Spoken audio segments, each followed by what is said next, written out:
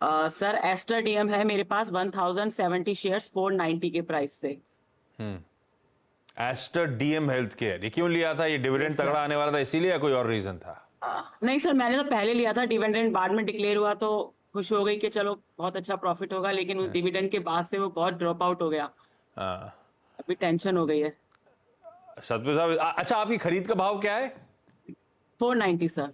490। अब उसमें से ये कम, ये डिविडेंड से पहले वाला भाव था। हाँ जी सर, डिविडेंड से पहले लिया। सतपति साहब क्या करना है भाई? चार्ट्स पे कैसा प्लेस नजर आ रहा है Aster DM health care? Ashish ji देखिए, चार्ट मेरे पास जो है वो अनएडजस्टेड है, मीन्स इतना क्लैरिटी नहीं आता, to be very frank with you. क्योंकि वो जो गैप था, जो मनी वाइज आप कह सकते हैं कि 520 से ये टूट के मुझे सीधा जो प्राइस दिख रहा है वो 420 दिख रहा है। तो ये जो 100 रुपीज का गैप है, उसकी वजह से चार्ट थोड़ा डिटोरेट हुआ है। चार्ट उन्होंने अपडेट नहीं किया है, लेकिन फिर भी अगर मैं इसको थोड़ा सा लॉन्ग टर्म के हिसाब से देखूं, यानी आप मंथली चार्ट में अगर देखो, तो मुझे लगता है 320 एंड 330 ये प्रोबेबली इसके लिए एक अच्छा सपोर्ट होगा, एक जोन होगा। तो मैं ये कहूंगा कि जो टूटा है ये अपने सपोर्ट के आसपास आया है। तो फिलहाल तो आप बने रहे 300 के स्टॉप लॉस के साथ। प्रोबेबली आपको एक पुल बैक मिलेगा 410 430 तक, जहां पे आप एग्जिट ले सकते हैं। ठीक बात। 118 का वो डिविडेंड था जो एडजस्टमेंट हुआ है, ठीक है, वो चार्ट पे एडजस्टेड दिख नहीं रहा है। क्विकली एक सवाल और। गीता मैम, अगला सवाल। सर मेरे पास जीएसपीएल के 300 शेयर हैं, 315 के रेट से मैंने खरीदे हैं। इसमें जी लॉस है मेरे को, तो क्या करना चाहिए? कुछ नहीं है, थोड़ा स्टॉक मार्केट इतना देता है तो कुछ ले भी लेता है ना। जीएसपीएल सतपति साहब 26 रुपए का नुकसान हो रहा है, क्या करना है? आशीष जी सेम थोड़ा चार्ट इसका भी वैसा ही है, बड़ी गैप है यहाँ पे 380 370 से टूटा ये सीधा 320 तक। तो मुझे लगता है काउंटर अगर चार्टिकली देखे तो कंप्लीटली ओवरसोल्ड टेरिटरी में है। इसका मतलब ये है कि यहाँ पे बेचने के लिए, यानी जो सेलर है उसके लिए ज्यादा यहाँ पे कुछ बचा नहीं है। रही बात लेवल्स की, तो मुझे लगता है 270 280 ये इसका सपोर्ट बनता है वीकली चार्ट पे। तो मुझे लगता है कि इस लेवल के आसपास और कहीं ना कहीं ये थमना चाहिए, कहीं ना कहीं ये सेटल होना चाहिए। हालांकि एग्जिट करने की अपॉर्चुनिटी तो बहुत पहले थी, तो वो तो अभी मिस हुई। तो फिलहाल तो मैं ये कहूंगा आप बने रहे।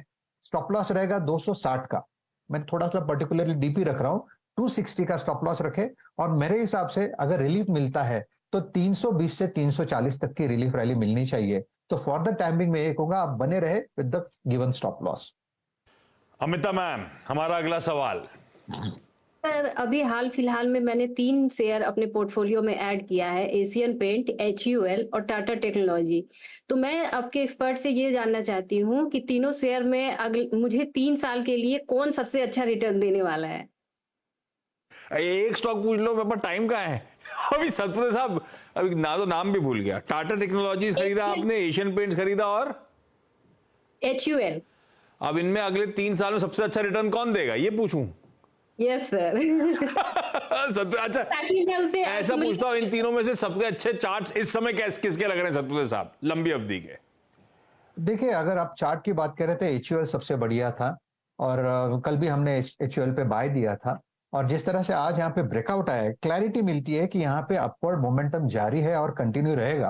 हालांकि बीच बीच में डिप मिलेंगे, लेकिन लगता है कि 2500 तक यहाँ पे जाना चाहिए। 2400 2450 टू 2500 ये इसका शॉर्ट टर्म टारगेट होगा, जो कल भी इस पे बात हुई। तो एचयूएल अच्छा लगता है। लेकिन जो कॉन्ट्रा थोड़ा जो उन्होंने बाय किया है वो है एशियन पेंट। एशियन पेंट पे नजर रखे, मुझे लगता है 2900 का लेवल जब तक एशियन पेंट मेंटेन करता है तब तक पूरे चांसेस है कि यहाँ पे 10% का जंप मिलना चाहिए। तो एशियन पेंट ये आप कह सकते हैं कि ऐसे मार्केट में एक डार्क हॉर्स हो सकता है। हाँ मैम, हमारा अगला सवाल। सर यस बैंक है 7000 शेयर्स 23.65 के प्राइस से। 7000 शेयर्स हैं 2365 के भाव। 65। Yes sir. Sir long term के लिए रखना है तो इज इट गुड? आपने क्यों लिया था? सर ये तो ऐसे हस्बैंड के सजेशन पे ले लिया था। सतपति साहब कैसा लग रहा है, अच्छा लग रहा है क्या? Ashish ji, yes bank frankly मैं थोड़ा सा अवॉइड करता हूँ। चार्ट इसके जो बोलते हैं वो चार्ट करते नहीं है। तो यहाँ पे होता ही है कि चार्ट में ब्रेकआउट आने के बाद वो जो फॉलोअप आना चाहिए वो कभी आता नहीं है। तो इसमें ट्रैप होने के चांसेस मुझे हमेशा ज्यादा लगते हैं। और अगर याद है आशीष जी, हमने लास्ट वीक भी इस पे बात की थी, और जब ये करीबन 25 रुपए के आसपास 2450 2500 के ऊपर था, और मैंने कहा था ये 27 तक जाएगा, 28 तक गया, लेकिन 28 के बाद ये फिर से इसने अपनी लोअर साइड का जो लोअर ट्रेंड है इसकी शुरुआत फिर से शुरू की। तो मुझे लगता है कहीं ना कहीं थोड़ा सा अवॉइड करे। 22 रुपए के आसपास इसका 200 डीएमआई है, तो प्रोबेबली इस लेवल को सपोर्ट रखते हुए 21 का स्टॉप लॉस रखे और फिर से मुझे लगता है 24-25 का लेवल नहीं मिले तो निकल जाइए। परफेक्ट है। मैं पिक तो ले नहीं पाऊंगा, समय नहीं है मेरे पास, लेकिन HUL वैसे सतपुते साहब ने कल मेरे ख्याल से कमाई के अड्डे में भी पिक दिया था और आज सुबह भी खुलते ही बाजार में शायद HUL पे दाव लगाने की बात करी थी। बढ़िया 5% के गेन्स सतपुते साहब के कॉल इस समय डिलीवर करता हुआ। खैर, Geeta ma'am, Amita ma'am, Shikha ji, thank you so much जुड़ने के लिए। सतपुते साहब, बढ़िया देखिए सारी क्वेरी सॉल्व करने के लिए आपका भी धन्यवाद। ब्रेक ले रहा हूं गोदरेज कंज्यूमर के मैनेजमेंट से, क्योंकि मुझे ब्रेक के उस पार बातचीत करनी है।